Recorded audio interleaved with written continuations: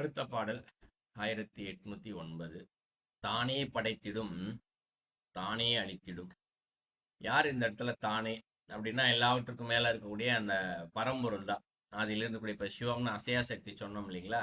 தானே படைத்திடும். படைத்தல்னா மனுஷங்களை படைக்கிறாங்க மட்டும் அல்ல, அண்ட சராசரங்கள், இந்த உலகம் எல்லாத்தையும் சேர்த்து தான் என்ன பண்றாரு, அவரே படைக்கிறாரு. படைக்கிறாரு அப்படின்னா புதுசா இதையோ உருவாக்குறாரு அப்படின்னு பொருள் அல்ல. ஏற்கனவே இருக்கிறதான் எது, அவருக்குள்ள இருந்து வரக்கூடிய ஆற்றலில் இருந்து தனியாக பிரித்துச்சா இதை பிரிச்சுதான் எல்லாத்தையுமே இங்கு கொடுத்திருக்கிறார். அதான் படைத்தல். ஏன்னா படைத்தல்னா புதுசா உருவாக்குறாரு அப்படின்னு பல பேர் நினைச்சுக்கிட்டு இருக்காங்க. ஏற்கனவே இங்க இருப்பதா, புதிதாக இங்கு உருவாக்குவதும் எதுவும் இல்லை, அழிவதும் எதுவும் இல்லை. உருவாக்குவது என்றால் இறைவன்கிட்ட பிரிஞ்சு வருது அப்படின்னு பொருள். அழிவது என்றால் மீண்டும் அவரோடு சென்று ஒடுங்குகின்றது என்று பொருள். தானே படைக்கிறாரு, படைத்த பின்பாக தானே அழித்திடும் அப்படிங்கிறாரு. அழிக்குன்னா அழிக்கிறது கிடையாது, கொடுக்கறது. இந்த இடத்துல அழித்தல். கொடுக்குறாரு எல்லாருக்குமே. அந்தந்த பொருள் எல்லாம் வேண்டுமா, யாருக்கு என்ன ஆசைப்பட்டார்களோ அவர்கள் ஆசைப்பட்ட பொருள்கள் எல்லாத்தையுமே கொடுக்குறாரு. இப்போ நம்மளாம் அனுபவிச்சுட்டு இருக்கோம்ல, வீடு, காரு, வசதி, வண்டி, இல்லையா? என்னென்னலாம் சாப்பிட்றோமோ அதெல்லாம் வாங்கி சாப்பிட்றதுக்கான தன்மை, அதற்கேற்ற அறிவு, இதெல்லாம் நமக்கு கொடுத்துருக்காரு இல்லையா? நம்ம என்ன நினச்சிட்டு இருக்கோம், நான் தான் ஸ்கூலுக்கு போனேன், படித்தேன், எனக்கு அறிவு இருக்குது, அதனால வேலை செஞ்சேன், அதனால சம்பாரிச்சேன், அதனால நான் வசதியாக வாழ்கிறேன், இப்படி எல்லாருக்குமே ஒரு எண்ணம் உண்டு. ஆனால் இங்கே உண்மை என்ன, நம் இதெல்லாம் அனுபவிக்கணுன்ற ஆசைக்காகத்தான் பிறந்திருக்கோம். அந்த ஆசை இருக்கிறதுனால இறைவன் என்ன பண்றாரு, நமக்கு தேவையானதை இங்கு கொடுத்திருக்கிறார். இதான் முதடியில சொல்றாரு. அடுத்த அடியில சொல்றாரு தானே துடைத்திடும் அப்படிங்கிறாரு. என்ன பண்றாராம், என்னென்னலாம் ஆசைப்பட்டோமோ இதை அனுபவிக்கிற வரைக்கும் தான் இருக்கும் இந்த பொருள். எப்ப அனுபவிச்சு முடிக்கிறோமோ அப்பவே துடைத்திடும், அதை எடுத்துருவாராம் அவரே இந்த இடத்துல. உதாரணத்துக்கு துடைத்திடும்னா அழிக்குது அப்படின்னு தான் பொருள் வரும் நேரடியா. ஆனா அந்த அழித்தல்னா இப்ப கீழே ஒரு தண்ணி கொட்டிடுச்சுன்னு வச்சுக்குவோம், ஒரு துணியை போட்டு தொடச்சவனே என்ன ஆயிடுது, தரையில இருக்க தண்ணி தொடச்சாச்சு, ஆனா அது தண்ணி எங்க போச்சு, எல்லாமே துணியில வந்துருச்சு. துணியில இருக்கிறது என்ன ஆகும், காஞ்சி போகும். காஞ்சி போனா காணாம போச்சுன்னு பொருளா இல்லை, அது என்ன ஆயிடுச்சு, இந்த காத்தோட அந்த தண்ணி பொருள் கலந்துருச்சு, அது ஆவியாகி மேலே போயிடும், மேகபாபாயிடும். இந்த இடத்துல கொஞ்சமானாலும் சரி காத்தோட கலந்து அந்த காட்டுல குளிர்ச்சி தன்மை இருக்கும், அது அப்படியே மேலே போய் மேகமா மாறி போயிடும். அப்ப தானே துடைத்திடும், அவரே துடைச்சிட்டார். வினைகள் எப்போ முடியுதோ அதுக்கு அப்போ. அடுத்து தானே மறைத்திடும் அப்படின்னு சொல்றாரு. என்ன பண்றாரா, அவர் தான் உருவாக்குனாரு, அவர் தான் படைக்கிறாரு, அவர் தான் தனக்குள்ள ஒடுக்கிக்கவும் செய்யறாரு. ஆனா இதெல்லாம் நமக்கு தெரியலையே. ஏன் தெரியல அப்படின்னா, தானே மறைத்திடும் அப்படின்னு சொல்றாரு. அவரே மறைச்சு வச்சுக்கிறாரா எல்லாத்தையுமே. ஏன் மறைச்சு வச்சுக்கிறாரு, அவர் மறைச்சு வைக்கிறதுனால தான் நமக்கு தெரியல. நமக்கு தெரியாததுனால தான் இதெல்லாம் அனுபவிச்சுக்கிட்டு இருக்கோம். இல்லைன்னா என்ன ஆகும், ஒரு ஏற்கனவே நான் 2 முறை சொல்லியிருக்கேன்னு நினைக்கிறேன். ஒரு குழந்தைகிட்ட அப்பா அம்மா இருக்கும்போது அது எனக்கு அது வேணும் இது வேணும்னு சொல்லி கேட்கும். ஒரு கடைக்கு கூட்டு போறாங்கன்னா எனக்கு அந்த பொம்மையை வாங்கி கொடு, இந்த பொம்மை வாங்கி கொடு கேட்டு அழுவும், கதறும், ஏதாவது கேட்டுட்டே இருக்கும். இப்போ அப்பா அம்மா எங்கேயாவது போய் ஒளிஞ்சிக்கிட்டாங்க, இல்லை வெளியில எங்கேயாவது போயிட்டாங்கன்னு வச்சுக்குவோம், குழந்தைகிட்ட எதை கொடுத்தாலும் சரி எனக்கு அப்பா அம்மா தான் வேணும்னு கேட்கும்.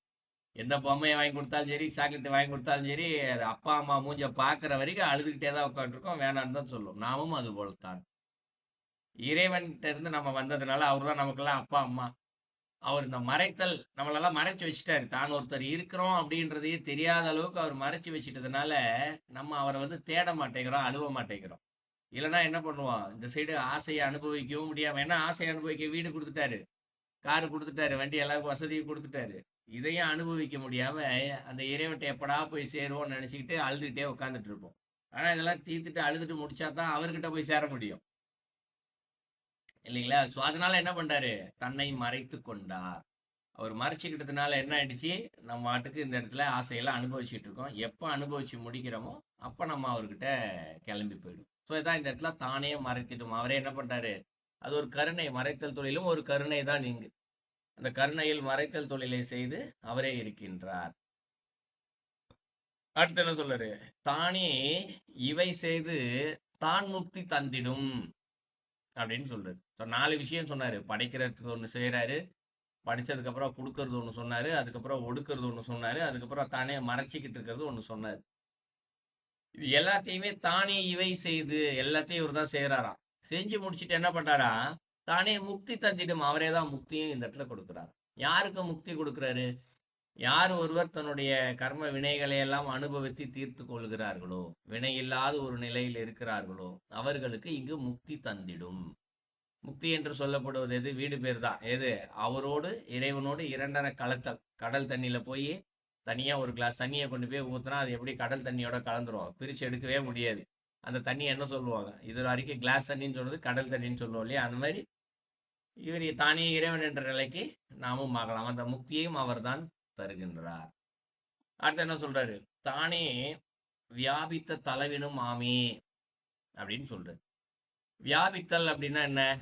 இந்த எல்லா பொருளையுமே இப்ப நம்ம இந்த உலகத்துல இருக்கோம்.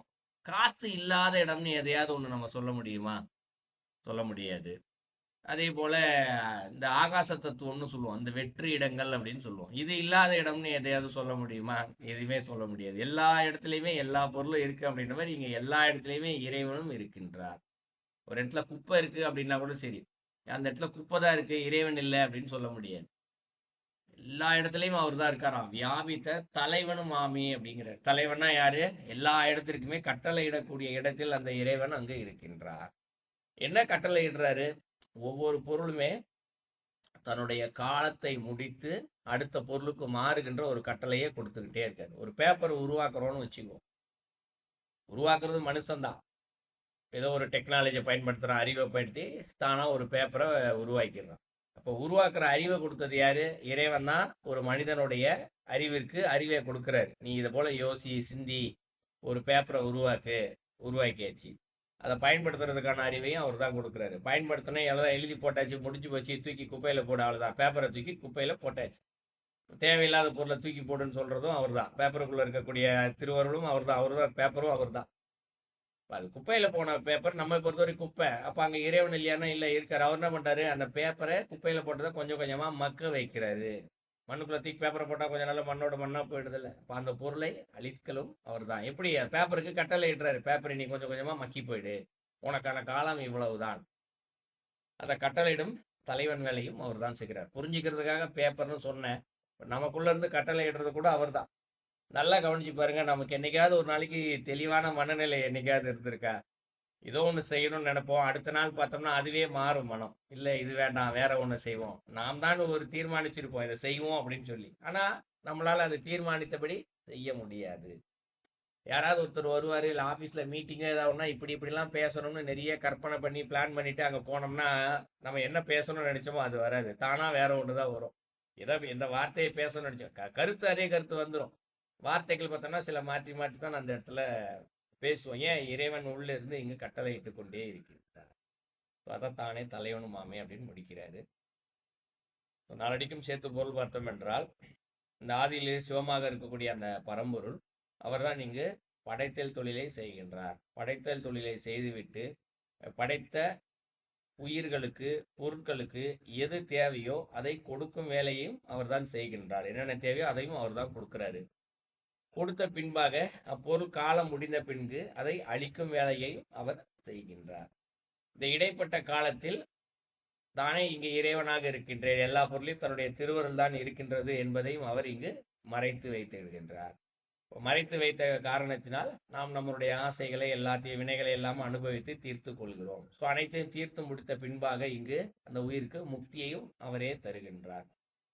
முக்தியை தரும் வரை இந்த உயிர்கள் எல்லாத்துக்குமே, இங்க இருக்கக்கூடிய பொருள்கள் எல்லாத்துக்குமே, இந்த உலகத்தில் அண்ட சராசரம் ஃபுல்லா வியாபித்து இருக்கக்கூடிய இந்த இறைவன் தலைவனாக இருந்து அத்தனை பேருக்கும் கட்டளை இட்டு கொண்டே இருக்கின்றார்.